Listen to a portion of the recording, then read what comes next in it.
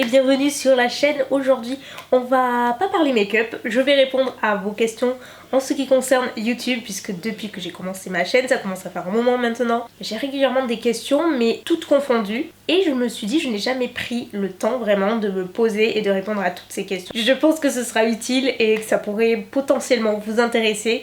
Je vais faire du mieux que je peux pour vous renseigner si vous voulez en savoir plus sur le métier de youtubeur, comment ça fonctionne, comment je m'organise, les avantages, les inconvénients, toutes ces choses là. Et bien on va en parler aujourd'hui, donc c'est parti. Première question, as-tu un agent où tu gères tes contrats commerciaux seul? Donc, comme vous le savez peut-être ou pas, quand on est sur YouTube on a la possibilité d'être affilié à un network, c'est-à-dire à une agence, ou alors être en indépendant, ou alors travailler seulement avec un agent et être accompagné, etc. Il y a plusieurs possibilités. Donc moi je travaille seule dans le sens où je n'ai pas d'agent à proprement parler, je gère absolument tout toute seule, mais en parallèle je suis affiliée à un network depuis des années et j'en suis très contente, mais je garde en fait quand même toujours mon indépendance parce que je gère absolument tout toute seule et en fait ça n'interfère pas l'un avec l'autre. Au jour d'aujourd'hui pour moi l'indépendance c'est le truc le plus important et que je veux à tout prix privilégier. Je trouve qu'il y a beaucoup de dangers dans le fait d'avoir un agent. Je suis pas hyper pour en fait, je suis convaincue qu'il y a de très bonnes personnes dans le milieu et qui veillent à vos bons intérêts, mais il y a aussi de très mauvaises personnes qui vous conseillent excessivement mal et qui ne connaissent pas le métier, qui l'ont appris sur le tas comme moi j'ai appris sur le tas. Et quand vous avez des contrats à signer, vous avez des clauses juridiques, ça peut aller très loin, mais il y en a beaucoup qui sont pas à voir et qui se retrouvent dans le pétrin pendant des années et je peux vous assurer c'est hyper important. Moi j'ai jamais voulu d'agent pour cette raison là, je mène ma barque toute seule et j'ai bien l'intention de continuer. Alicia 2 me demande qu'est-ce qui te plaît le moins depuis que tu es sur YouTube. Allez, le premier truc qui me vient à l'esprit ce serait dans la mesure où tu t'exposes, tu fais des vidéos blabla, les gens se permettent un petit peu de te parler comme ils veulent, quand ils veulent, comme ils veulent. En gros, disposer un petit peu de toi, de ton image, et je trouve que c'est un aspect qui est pas toujours facile à gérer. Et voilà, on est comme tout le monde, à la fin de la journée, on n'a pas toujours envie d'entendre des choses pas toujours très sympas. Mais ouais, je pense que c'est un des aspects que j'aime le moins, mais bon, c'est comme ça. Autre bonne question, penses-tu qu'habiter en province est un frein pour exercer ton métier? Alors je suis la preuve vivante que vivre en province n'est absolument pas un frein. Je le croyais pendant un long moment au début, je sais plus si je vous ai déjà raconté, mais c'est le moment où jamais c'est pas le cas. Celles qui pensent que je vis à Paris, pas du tout. Je vis dans le sud. Quand ma chaîne a commencé à prendre et que je me suis vraiment installée professionnellement parlant et que j'ai voulu le faire à plein temps, principalement en fait les opportunités se trouvaient à Paris. Tous les tournages étaient à Paris, les événements étaient à Paris, tout est à Paris. Je faisais systématiquement le trajet, parfois sur la même journée, à chaque fois c'était 5 heures de train, juste aller 5 heures au retour, donc c'était vraiment des grosses journées, je faisais systématiquement et au bout d'un moment, ça me saoulait en fait de faire vraiment le trajet. Je sais pas, il y a 4-5 ans, peut-être un truc comme ça. J'ai vraiment pensé sincèrement à tout plaquer ici et à déménager à Paris. Et Mounette, vous avez toujours derrière à donner les bons conseils, elle me dit attends un peu quand même, laisse-toi le temps, tu verras, on va continuer à faire les déplacements, c'est pas grave. Et heureusement, parce qu'au final, j'arrive à un stade où Paris, je ne supporte plus. Vraiment sur des courts passages, ça va, je me verrai absolument pas vivre là-bas, la vie parisienne n'est pas faite pour moi, je suis en stress permanent, ça m'angoisse, les bouchons, je déteste ça. Moi ici j'ai tout à 5 minutes, c'est juste le jour et la nuit, donc dire que j'ai largement changé d'avis. Quelques temps on a la LGV maintenant, donc c'est allez 3h30 de trajet maintenant, donc beaucoup plus faisable. Donc pour te répondre, ce n'est pas du tout un frein, je continue à avoir les mêmes opportunités, c'est juste que c'est un choix de vie que je préfère faire l'aller-retour et maintenant après c'est vraiment une question d'organisation. Amy demande comment tu gères tes moments pro et perso, quelles sont les limites? Là aussi, très bonne question. Je pense que c'est un des trucs les plus difficiles à gérer, où la limite est très vite floue. Moi personnellement, ma limite en fait, ça se résume aux personnes que vous pouvez voir régulièrement dans mes vidéos, à savoir Mounette, Hugo, mes cousines de temps en temps. Donc c'est extrêmement restreint et en fait c'est très simple. Mounette et Hugo c'était une évidence parce que je vis avec eux et que quand j'ai commencé ma chaîne je vivais avec eux aussi. Donc c'était compliqué de ne pas les montrer et surtout c'était leur choix, ils étaient ok. Mais le reste de ma famille et mes amis je veux juste pas les partager. J'ai besoin d'avoir cette partie pour moi en fait, tout simplement. Je suis hyper contente de partager des moments avec vous parce que ça me permet d'avoir des souvenirs aussi et qu'on le fait vraiment du fond du cœur. Et j'ai aussi besoin d'avoir mes moments à moi qui ne sont pas filmés, que vous connaissez pas nécessairement, même si je peux avoir des questions on voit toujours les mêmes, bah ouais mais ma vie c'est pas non plus une télé-réalité. C'est une limite qui est très difficile à imposer et à faire comprendre aux gens parce qu'on me dit ouais mais tu vlogs donc tu peux tout montrer, mais non, je choisis ce que je veux vous montrer et ça c'est hyper important quand vous êtes créateur de contenu. Autre question évidemment, je me doutais que ça allait arriver, elle est arrivée à plusieurs reprises sous différentes forme. Parlons français. Combien tu gagnes? La question qui brûle les lèvres. C'est effectivement très français de demander aux gens qu'est-ce qu'ils gagnent. Je n'ai jamais vu de toute ma vie, genre dans la vie de tous les jours, une personne demander à une autre combien elle gagne. C'est juste ça se fait pas. Mais aux youtubeurs, pas de souci. Probablement la seule question à laquelle je ne répondrai pas parce que mon salaire m'appartient. Je me fiche de combien gagnent les autres. Chacun gagne sa vie comme il gagne sa vie. Et ça devrait rester privé en fait, t'as pas à le crier sur tous les toits, surtout pour te l'entendre dire et reprocher après, non merci. Tout ce que je peux dire c'est que j'ai pas à me plaindre et que j'ai une situation stable et que je prie tous les dieux pour que ça dure le plus possible, voilà. Penses-tu que le métier de youtubeuse a un avenir? Tu n'as pas peur que tout s'écroule un jour? Donc là encore pas mal de questions sur ce thème. Oui, je pense sincèrement que le métier de youtubeuse a un avenir, ça fait partie des nouveaux métiers et comme tous les nouveaux métiers, ça débute toujours en fanfare et effectivement après il y a un moment de stabilité. Voilà, c'est un petit peu en pic. Après moi je suis déjà installée. Est-ce que j'ai parfois peur? Évidemment. Enfin je veux dire oui, j'ai une situation stable pour le moment et je sais absolument la chance que j'ai, croyez-moi, j'en suis hyper reconnaissante. Mais je suis aussi très terre à terre et pleinement consciente que tout peut s'arrêter assez vite. J'ai toujours dit que je continuerais tant que ça me plairait et en fait je pense que j'aurais le cœur brisé si ça devait s'arrêter sans que ce soit mon choix. En fait j'aurais juste de pouvoir arrêter de par moi-même. J'ai aucune intention que ce soit d'ici demain. Comment se démarquer en tant que youtubeur? Un conseil pour débuter. Donc là encore pas mal de questions sur comment lancer sa chaîne, etc. C'est bien plus compliqué aujourd'hui que ça l'était à mes débuts, parce que dans ma génération, quelque part, quand j'ai commencé, on était tellement moins nombreux. Enfin, je veux dire, on se connaissait pas tous, mais pas loin, c'était hyper convivial. Les gens sont toujours plus exigeants. Les contenus ont changé, les algorithmes aussi, donc effectivement c'est hyper démotivant parfois et on se dit mais comment je vais y arriver en fait, comment je vais me démarquer. Plusieurs choses qui influent, tout d'abord la personnalité, comme je l'ai dit c'est la première chose que vous voyez quand vous ouvrez une vidéo. Vous pouvez par exemple avoir un contenu qui est pas oufissime, sans grands moyens etc. Mais si vous avez une personnalité qui plaît, qui est sympa, fun, drôle, charismatique, ça va plaire aux gens parce que ce qu'ils aiment, ce que j'ai remarqué, c'est le divertissement. Donc il faut pas trop en faire. Là c'est encore autre chose, moi mon conseil évidemment c'est de rester naturel, de pas trop en faire et de rester soi-même. Ça peut être compliqué derrière une caméra, mais c'est vrai que la personnalité c'est vraiment hyper important. Si vous êtes très effacé, hyper timide, ben forcément les gens accrocheront moins facilement. En fait c'est comme dans la vie de tous les jours, mais surtout dans les vidéos, en fait il y a tellement de profils différents. Du coup c'est hyper important de s'imposer, mais juste comme il faut, pas trop. Autre conseil ce serait d'être régulier dans ses posts. Si vous postez une vidéo tous les 2, 3, 4, 5 mois, comme je vous dis, il y a des millions d'autres profils sur YouTube, les gens vont passer à autre chose, ils vont aller voir une autre chaîne qui postera plus régulièrement et ça il faut absolument se l'imposer. Même si vous pouvez pas faire 2-3 vidéos par semaine, vous en faites une par semaine ou une toutes les 10 jours, mais vraiment avoir une récurrence. Autre chose très importante, avoir des réseaux sociaux. Donc là je suis sûre que vous allez me regarder avec des yeux comme ça en me disant mais c'est ça ton conseil? Tout le monde est sur les réseaux sociaux de nos jours. Oui, encore une fois, moi quand j'ai commencé, je crois qu'on avait à la rigueur peut-être une page Facebook, c'est tout ce qu'on avait. Poster d'autres contenus, juste interagir et juste garder ce lien, c'est hyper important. Parce qu'encore une fois, trop de profils, le monde est noyé dans la masse, donc il faut se démarquer et dire bah je suis là, j'existe quoi. En gros c'est ça. Et dernier conseil, bateau classique mais qui pour moi fait toute la différence, c'est juste éclatez-vous. Faites vos vidéos par envie, par passion. Éclatez-vous dans vos contenus, faites-vous plaisir à discuter avec les gens, et ça se ressentira forcément. Des personnes qui ouvrent leur chaîne pour les mauvaises raisons, il y en a tellement. J'ai eu passé quelques événements avec des gens comme ça, on les voit tout de suite, qui sont là que pour les statistiques, l'argent, les produits, les voyages, bref, tous les avantages, mais qui n'en ont absolument rien à péter de leur communauté, qui prennent aucun plaisir à créer leur contenu, tout est bâclé. Le truc qui m'horripile le plus, mais malheureusement il y en a beaucoup, j'ai l'impression qu'il y en a de plus en plus.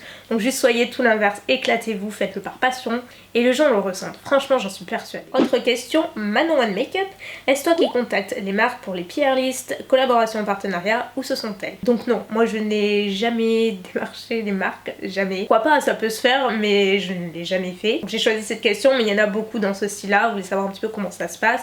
Donc non, il faut savoir que 99% du temps, ce sont les marques ou les agences qui nous contactent par mail souvent. Après maintenant, pour les envois produits, ça commence à se faire de plus en plus, Dieu merci.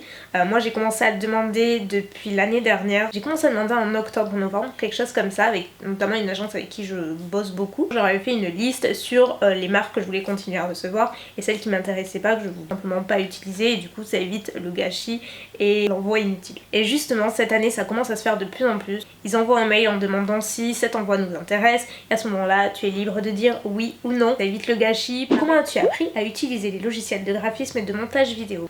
Tout simplement sur le tas, je n'avais aucune base, j'ai fait évidemment aucune étude là-dedans. Je vous rappelle que c'était aussi dans les questions, mais je vais pas y revenir, je suis répondu plein de fois. Je voulais être secrétaire médicale, j'ai fait des études de secrétariat, donc absolument rien à voir. Le graphisme, je n'y connaissais rien, les logiciels de montage encore moins, et je voulais pas aller à des cours ou quoi que ce soit, donc je regardais les tutos sur YouTube, et c'est en faisant qu'on apprend, tout simplement comme pour plein d'autres choses. Chloé me demande, selon toi, les placements sponsorisés sont-ils nécessaires? Que croire? On va parler un petit peu de tout ce qui est sponsorisé, parce que là encore, il y a beaucoup de malentendus, beaucoup de rumeurs, beaucoup de on-dit, et je le comprends pleinement. On en a déjà parlé, j'ai déjà évoqué le sujet, mais on va y revenir. Le problème des placements sponsorisés, c'est que effectivement maintenant, au jour d'aujourd'hui, il y en a à tous les coins de rue, tout le monde en fait.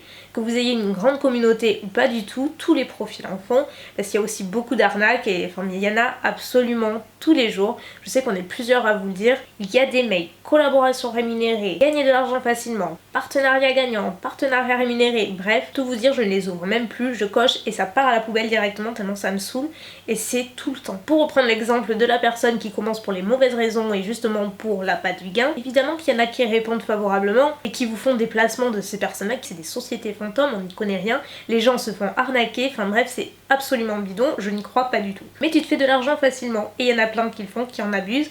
Et c'est à cause de ça que tout le monde est ensuite mis dans le même panier, on se dit ouais non mais elle abuse quoi. Voilà. Donc pour te répondre, non, les placements ne sont pas nécessaires, vous pouvez absolument faire sans. Après maintenant je vais être honnête avec vous, personnellement je ne compte pas les arrêter, j'ai pas le sentiment d'en faire à outrance et c'est justement là que se situe ma limite. J'ai pu faire des erreurs par le passé et avoir des placements sponsors trop rapprochés, malheureusement on n'a pas toujours droit à notre libre arbitre de ce côté là. Maintenant quand c'est bien fait, moi ça me dérange pas du tout et je vous dirais, que allez, la majorité vraiment des personnes que vous suivez sur YouTube, vous pouvez leur faire confiance, sincèrement.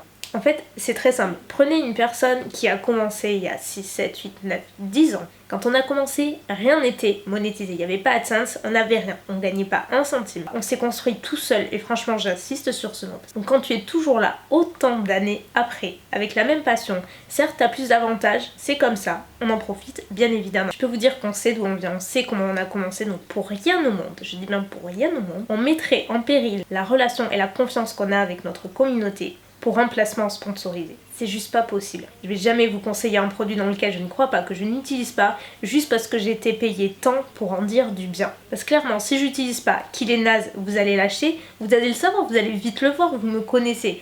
Donc vous allez voir que je vous conseille un mauvais truc. Est-ce que ça va vous donner envie de continuer à suivre mes conseils et à être abonné? Pas du tout, vous allez vous désabonner et c'est normal. Donc j'ai absolument rien à gagner à vous conseiller des trucs dans lesquels je ne crois pas. Et je vous dis, on est beaucoup dans ce cas-là, donc juste posez-vous les bonnes questions. Évidemment qu'il y a des personnes qui en abusent et qui en font trop et qui font paraître les placements sponsorisés comme quelque chose de mauvais, de mal et c'est le diable sur terre, pas du tout. Vous pouvez faire une bonne publicité, vous pouvez faire des trucs intelligents, vous pouvez faire des bons placements dans lesquels vous croyez. Maintenant je comprends complètement votre position et je sais que c'est compliqué de se dire est-ce qu'elle l'utilise vraiment ou est-ce que c'est juste pour gagner de l'argent. Je peux rien rajouter si ce n'est que libre à vous en fait de vous faire votre propre réflexion et de vous dire est-ce que vous pensez vraiment que cette personne va me mentir.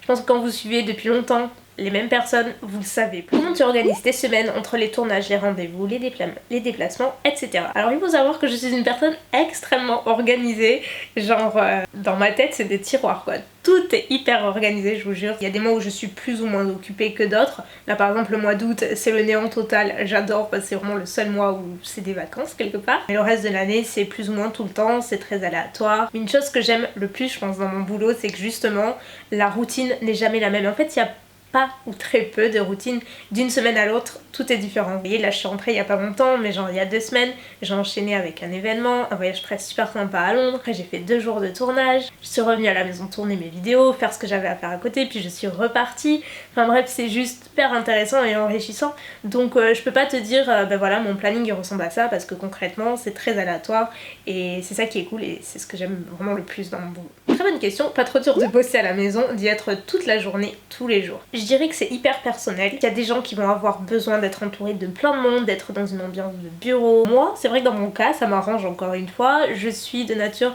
plus solitaire, j'aime bien ma tranquillité, j'aime bien mon chez moi. J'ai toujours été hyper autonome au boulot, même à l'école. Je détestais les travaux en commun, en groupe et tout, c'était ma hantise, la sociale quoi. Non mais pas du tout, mais j'aimais pas ça. Vous comprenez pourquoi? Je pense que ça marche aussi pour moi, c'est parce que j'ai trouvé mon rythme et ça me dérange absolument pas de rester à la maison.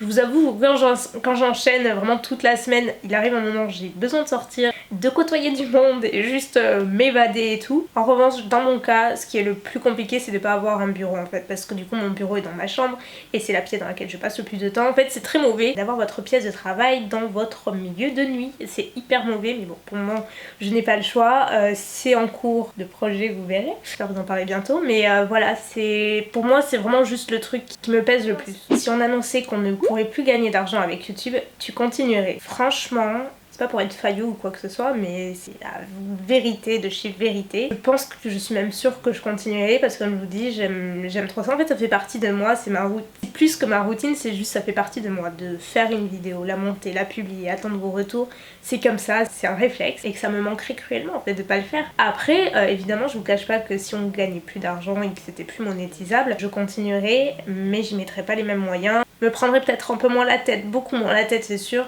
sur mes dates de poste. Des fois je psychote, je me dis attends, ma vidéo sera jamais prête en temps et en heure et tout. Je pense pas que j'y passerai autant de temps que je le fais aujourd'hui, mais bah, ça me paraît normal. Je peux pas juste être plus honnête que ça avec vous. Ce que je préfère par rapport au fait d'être youtubeuse, bah, comme je le disais tout à l'heure, c'est de pouvoir gérer mon emploi du temps comme je le souhaite en fait. Si j'ai envie de filmer 3 vidéos aujourd'hui à la chaîne, je le fais. Et que demain j'ai envie de profiter de ma journée ou juste de caler mes rendez-vous perso, ben je le fais. Ça m'est arrivé de profiter un petit peu plus la semaine, mais à côté de ça, bah, tu bosses essentiellement le week-end. Juste la possibilité d'arranger, de moduler son emploi du temps, c'est génial en fait. Vous voyez par exemple tout bête, demain Mounette elle a un rendez-vous médical, donc on est lundi demain, et je vais à tout prix l'accompagner. En fait ça signifie que je fais rien que je peux pas bosser en fait de la journée. C'est pour ça qu'aujourd'hui dimanche, je filme ma vidéo, comme ça j'ai pas à le faire demain, et que je m'arrange différemment en fait. C'est juste une question d'organisation. Alors vous êtes plusieurs à demander ça. Je te suis depuis le tout début. Merci beaucoup.